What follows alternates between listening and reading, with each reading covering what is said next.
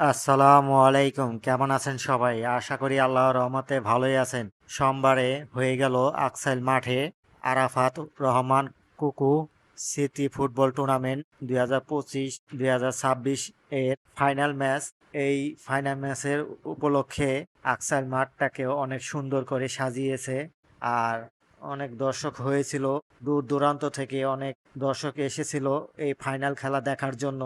আর এই ফাইনাল খেলায় অংশগ্রহণ করেছিল যে দুটি দল, ভাওয়াল ক্লাব বনাম মানিকনগর স্পোর্টিং ক্লাব। এই দুটি দলের ফাইনাল খেলা অনুষ্ঠিত হয়েছে।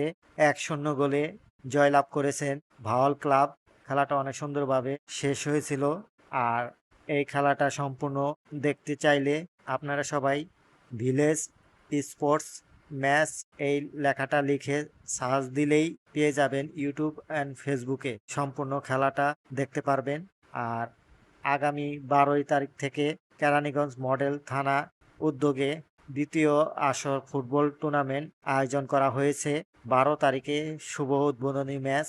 যে দুটি দল খেলবে, ঘাটারচর ক্রীড়াচক্র বনাম কলাতিয়া সেবক সমিতি, এই দুটি দল উদ্বোধনী ম্যাচ খেলবে আগামী 12 তারিখে। আর এই খেলাটা হবে আকসাইল মাঠে। সবাই দেখার আমন্ত্রণ রইল।